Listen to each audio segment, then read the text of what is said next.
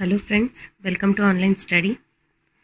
ఈరోజు మరిన్ని క్వశ్చన్స్ తీసుకొచ్చాను. Different types of questions on CI, compound interest. So చూడండి ఎలా సాల్వ్ చేస్తాము. చాలా ఈజీ వే, మేము లాస్ట్ టైం చెప్పుకున్నాం కదా, same in that fashion we are going to solve this. So first question, if the CI on a certain amount for 2 years is 720 rupees at the rate of 14.2/7%, then find CI for 1.5 years with same rate of interest. So ఏమన్నాడు, 2 yearsకి మనకు compound interest amount అనేది ఇచ్చేసాడు. Rate of interest వచ్చేసి 14.2/7% అన్నారు. అంటే which is equal to 1/7 కదా. So మనకి first year, second year, so ఎలా చేంజ్ అవుతుంది? ఫ్రమ్ 7 to 8 మనకి చేంజ్ అవుతుంది. అతను క్వశ్చన్లో ఏమి ఇచ్చారు, 2 yearsకి వచ్చిన అమౌంట్ వచ్చేసి 720 అంట. మనకు కనుక్కోమన్నది ఏంటి? For 1.5 years, only 1.5 years. So ఈ 1 year ప్లస్ ఇందులో హాఫ్ అమౌంట్ మాత్రమే. అంటే ఇందులో హాఫ్ అంటే 8లో సగం 4. సో మనకి ఈ టోటల్ 7 + 4 అంటే 11 parts.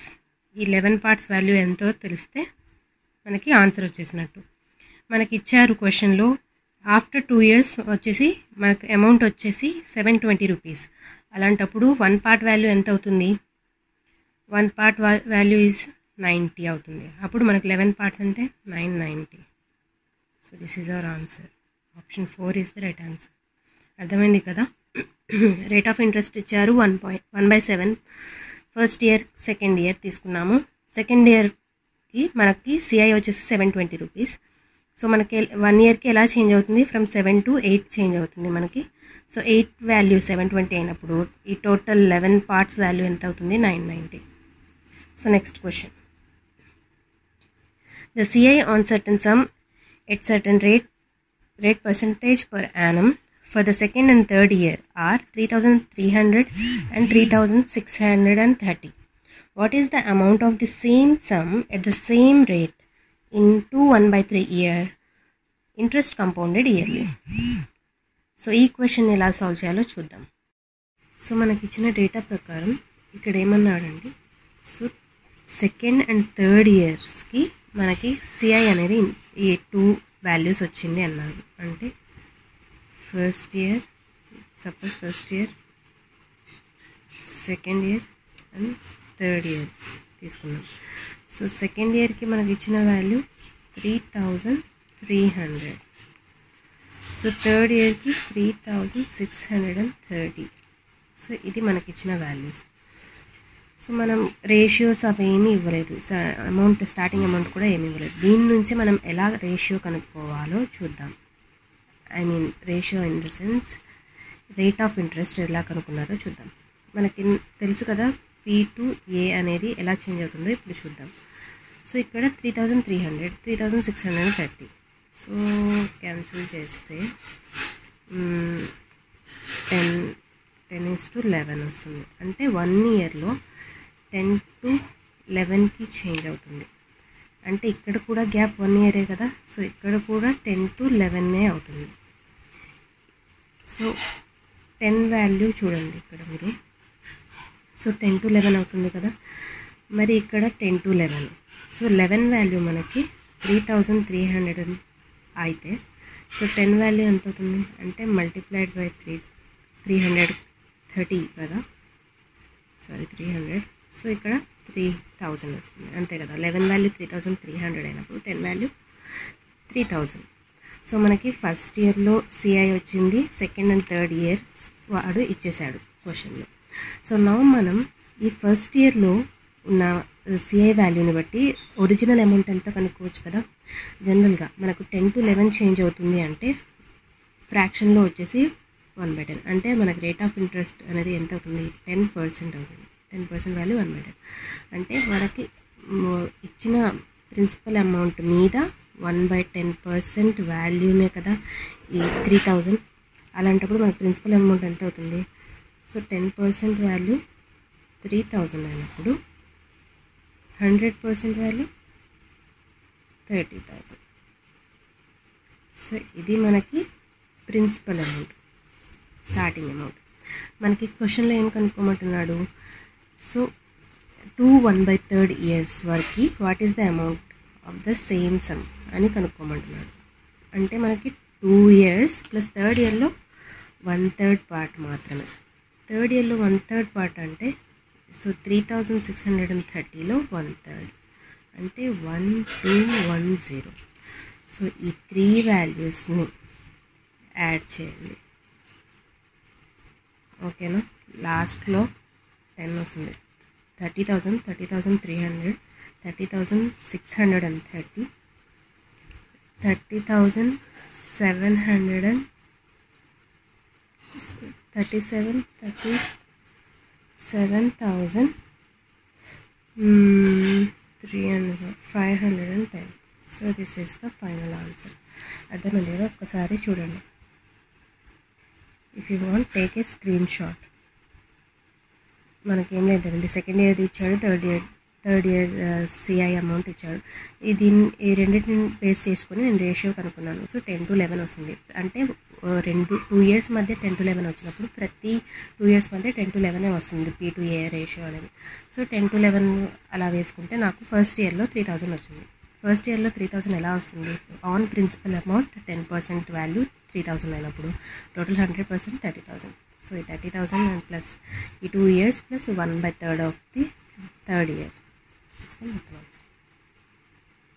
So going to next question. So third question, a sum of rupees 7,200 amounts to 9,800 in 10 years is at certain rate of percentage per annum, interest compounded yearly. What will be the CI on a sum of 5,460 in 5 years at the same ratio of interest? So interest ratio సేమ్గా ఉండాలి అంటున్నాడు. ఇక్కడ ఏమన్నాడండి, 7,200 అనేది amounts to 9,800 in the span of 10 years. So 10 yearsకి ఇలా change అవుతుంది.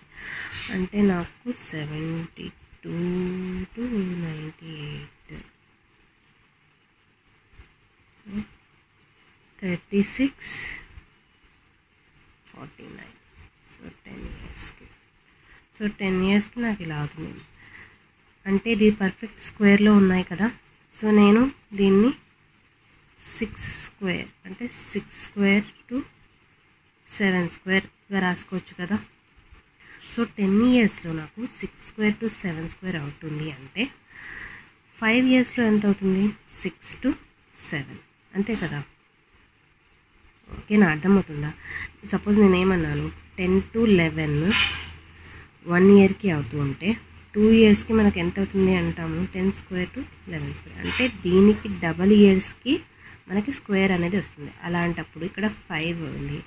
So 10 yearsకి అన్నప్పుడు స్క్వేర్ వస్తాయి. కాబట్టి 5 yearsకి 6 to 7. 6 to 7 అంటే మనకి ఫ్రాక్షన్లో ఎంత వస్తుంది, సో 6కి 1 యాడ్ చేస్తే 7, అప్పుడు 1/6 అవుతుంది కదా. సో 1/6 ఆఫ్ మనకి ఇచ్చిన అమౌంట్. సో ఆర్ అనేది ఇంత అవుతుంది. మనకి రేషియో అనేది 1/6 ఆఫ్ ఇంట్రెస్ట్ రేట్ అనేది ఉంటుంది. ఇక్కడ ఏమంటున్నాడు, మనకి ఏం క్యాలిక్యులేట్ చేయాలి, CI on a some of 5,460. So compound interest ఈ సమ్ మీద కనుక్కోమంటున్నాడు. అంటే సింపుల్ అండి, 1/6 ఇంటూ 5,460. ఓకేనా, అర్థమవుతుందా.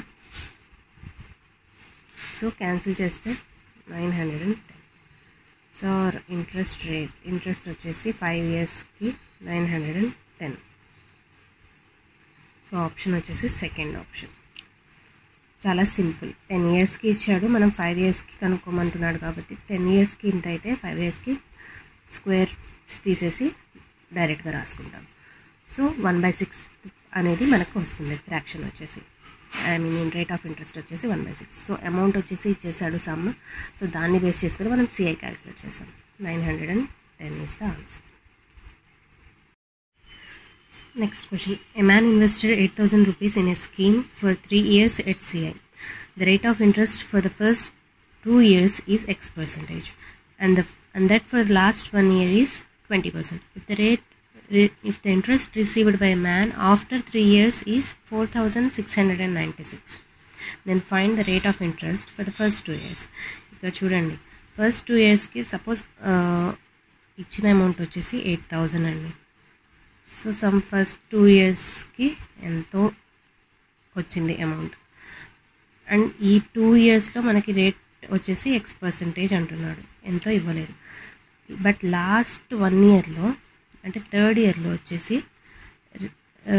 లాస్ట్ 1 yearకి వచ్చేసి 20% అన్నారు. So 20%, if the interest received by man after 3 years is 4,000, అంటే 3 years తర్వాత ఇంట్రెస్ట్ ఇంత వచ్చింది. అంటే మనం ప్రిన్సిపల్ అమౌంట్కి ఇది యాడ్ చేస్తే థర్డ్ ఇయర్ది వచ్చేస్తుంది కదా. సో యాడ్ చేస్తే ఎంత వస్తుంది, 8,000 ప్లస్ 4,696, 12,696 వస్తుంది. సో ఇది థర్డ్ ఇయర్కి మనకు వచ్చిన అమౌంట్. సో ఇక్కడ 20% అన్నారు. 20% మీన్స్ 1/5 అనే కదా ఫ్రాక్షన్ వచ్చేసి. సో అంటే ఇక్కడ ఈ 1 year గ్యాప్లో 5 to 6 చేంజ్ అవుతుంది. దట్ మీన్స్ 6 వాల్యూ మనకి తెలిసింది 12,696 అని. అప్పుడు 1 వాల్యూ ఎంత అవుతుంది మీరు క్యాలిక్యులేట్ చేస్తే 2,116 వస్తుందండి. 1 వాల్యూ 2,116 అయినప్పుడు 5 parts వాల్యూ మనకు ఎంత అవుతుంది. సో 5 parts వాల్యూ అంటే ఇంటూ 5 చేయండి. సో మనకు వచ్చేసి 10,580 వస్తుందండి. సో 2 yearsకి మనకి 10,580 వస్తుంది. సో 2 yearsకి ఎంత వస్తుందో తెలిసింది. సో థర్డ్ ఇయర్కి మనం కనుక్కున్నాము. సో నెక్స్ట్, సో మనకి తెలిసిందండి ఫస్ట్ ఇయర్కి ఇలా, 2 years తర్వాత ఇలా అని. సో మనకి దీన్ని క్యాన్సిల్ చేస్తే రేషియో కనుక్కుందాం మనం ఇక్కడ, ఎందుకంటే X% అనేది మనకు కనుక్కోవాల్సింది. సో 800 to 1,058 in 2 years అన్నమాట. And then 400 to 529. సో 2 yearsలో ఎలా చేయాలి అంటే దీన్ని నేను ఎలా రాసుకోవచ్చు, 20 square 23 square in 2 years. ఓకేనా, అంటే 20 to 23 in 1 year. సో నాకు ఎలా చేంజ్ అవుతుంది, 20 to 23 అవుతుంది. అంటే దీన్ని నేను ఫ్రాక్షన్లో ఎలా రాసుకోవచ్చు, 3/20 పార్ట్స్ అనే కదా. 20 to 23 అంటే 3/20 అని ఫ్రాక్షన్లో. సో నాకు 3/20, అప్పుడు మొత్తం టోటల్ 100% వాల్యూ నాకు కావాలి కాబట్టి నేను దీన్ని 100తో మల్టిప్లై చేస్తున్నాను. అప్పుడు నాకు వచ్చేసి 15%. సో రేట్ ఆఫ్ ఇంట్రెస్ట్ వచ్చేసి 15%. Our answer is 4. చూడండి మీరు ఒకసారి, అర్థమవుతుంది. థర్డ్ ఇయర్ది కనుక్కున్నాము, 20% ఇచ్చాడు కాబట్టి దాన్ని బేస్ చేసుకొని కనుక్కున్నాము. దాని తర్వాత ఈ 20%ని బేస్ చేసుకొని మనకు ఫ్రాక్షన్ వచ్చింది. సో 5 to 6గా చేంజ్ అవుతుంది అన్నాం. 6 వాల్యూ మనకు తెలుసు, 5 వాల్యూ కనుక్కున్నాం. సో ఈ 2 వాల్యూస్కి రేషియో చేస్తే మనకి 2 yearsకి 20 square 23 square వస్తుంది. అప్పుడు 1 yearకి 20 to 30 అంటే ఫ్రాక్షన్లో 3/20. మనకు టోటల్గా కావాల్సింది 100%. 100%కి వాల్యూ కావాలి. So 3/20 into 100. సో మనకు పర్సంటేజ్లో వచ్చేసి 15%. Take a screenshot. So 5th question, a sum of 2,500 rupees amounts to 5,000 in 2 years at compound interest. Find the interest for 4 years. చాలా సింపుల్ అండి. చూడండి, 2,500 అనేది అమౌంట్స్ టు 5,000 ఇన్ 2 years. అతను మనకేం కనుక్కోమంటున్నారు, find interest for 4 years. Already 2 years అయిపోయింది. Next 2 yearsకి కలిపితే మనకి ఇక్కడ ఎంత వస్తుందో అదే మనకు ఆన్సర్. ఇక్కడ చూడండి, 2,500 5,000గా చేంజ్ అయింది, అంటే డబల్ అయింది. సో దీనికి డబల్ అయింది.